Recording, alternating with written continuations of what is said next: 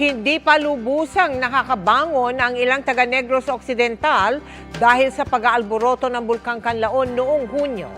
Ito problema na naman ang panibagong pagputok ng bulkan nitong Lunes. Agad na nagtungo sa Baguio City ang inyong GMA Kapuso Foundation para maghatid ng tulong. Sakit ka, isang putok lang. Nanginginig ako. Kung kailan magpapasko at saka naman pumutok ang Bulkang Kanlaon nitong Lunes.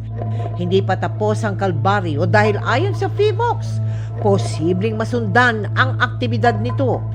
Kaya si Mariani na taga-barangay Ilihan sa Baguio City, Negros Occidental, hindi na makatulog ng maayos dahil sa takot. Kagabi po, hindi ako po nakatulog. Akala ko, yung kumukulob doon sa bulkan, akala ko po pumuputok na naman.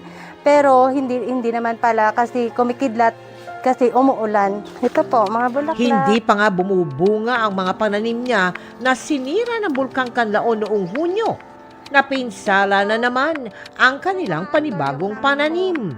Pati nga raw ang mga alaga niyang manok nagkakasakit na dahil sa makapal na ashfall. Nagkakasakit po yung mga alaga naming manok. Masyadong makapal yung mga ashfall po. Pag nakatuka sila, nagkakasipon. Kitang-kita rin sa mga yero ng bahay ang volcanic ash. Sa aming biyahe papuntang Barangay Ilihan, halos hindi na makita ang daan dahil sa makapal na ashfall. Sa ilalim ng Operation Bayanihan, naghatid tayo ng relief goods at KN95 masks sa 8,000 individual sa Barangay Ilihan at Mailom sa Baguio City. Nagpasalamat po kami sa GMA Kapuso Foundation sa pagbibigay ng tulong sa ating mga kababayan dito. Dahil po sa pagputok ng Bulkang Kanlaon, ang ating mga kababayan po ay napinsala ang mga kanilang kabuhayan. Sa mga nais mag-donate, maaari kayong magdeposito sa aming mga bank account o magpadala sa Cebuana Loelier.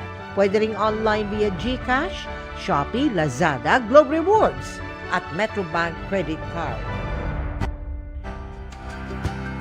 Samantala mga kapuso, simula po bukas, December 12, nasa Philinvest tent sa Alabang naman po ang Noel Bazaar hanggang December 15. May booth po dyan ang GMA Kapuso Foundation kung saan pwede po kayo mag-donate ng 250 pesos. Katumbas po niyan ay isang set ng kumpletong gamit pang eskwela na siya namang ating ibibigay sa mga kinder to grade 1 student sa ating unang hakbang sa Kinabukasan Project. Kalakip ng ilang set ng school supplies ang message mula sa P-pop boy group na Cloud9 o Cloud7. Marami din kayong mabibiling gift items sa Noel Bazaar, kaya nakapag-shopping ka na, nakatulong ka pa.